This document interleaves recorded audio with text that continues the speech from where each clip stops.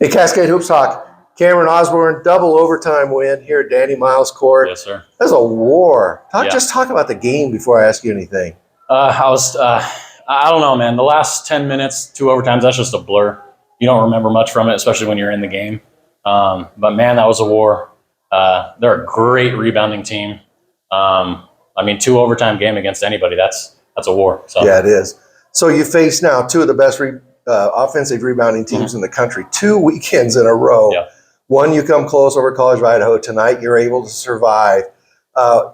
Just talk about your team's toughness and those guys inside. And even Guerrero pulled down a stolen offensive rebound there at the end. Well, this group is so tough. I love these guys. The main reason I came back to play, I could have left last year, but these guys, I just love them so much. Such a great group, and they never give up. And and you saw it tonight when we pulled out a win. So I got to ask you about Jackson Cooper. Mm-hmm. We just talked about how great an offensive rebounding team they were. I thought when he was in there, he's a pretty tough dude. He was able to mix it up with them.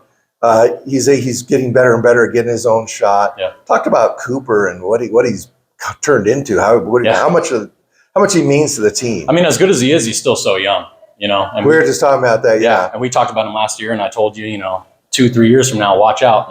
And he's getting better and better each game. And I think the years to come, he's going to be a problem in this conference. And not only is he a great player, but love him as a guy, as a person. And so, that goes for the whole team, though. We're a great group of guys. So I got a couple more questions I want to ask you. In the last, everything is a blur, like you say. Yeah. In the last 2 minutes of the last overtime, they basically ran clear outs for you. Mm-hmm. And you ended up getting, about 14-foot mid ranges. Yeah. To me, watching from the stands, every time you shot, I thought, oh, he's not square and he's not open. And you were getting those buckets. Yeah. You're so confident in that game. Mm-hmm. But, talk about that. That's the work we put in during the summer. Mitch is a great coach, great trainer for us. And I was lucky enough the past few seasons to get with him in the summer. And we worked on the same shots that he was shooting and getting in the paint, shooting pull-ups. And, I talked to you earlier in the year about playing at 3 levels. Yeah. 3-point line, mid-range layups, and each shot opens up another. So you just got to be confident and trust the work that you put in during the summer. So this Southern Oregon team, probably one of the toughest I've watched. I've seen a lot of Southern Oregon teams. They're really well coached. Mm-hmm.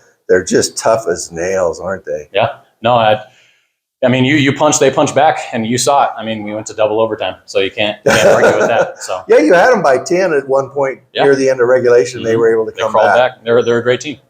You got huge support from the home fans here at Danny Miles Court tonight. What does that mean to your team? That means everything. You see teams at our level, we don't get this. I think there was a stat put out the other day that we would be, second in the nation for D3. We'd be top 10 in the nation in attendance for D2. That's ridiculous for an NAIA. Yeah. And it just makes it fun. Everybody grows up dreaming of playing in front of a crowd like that.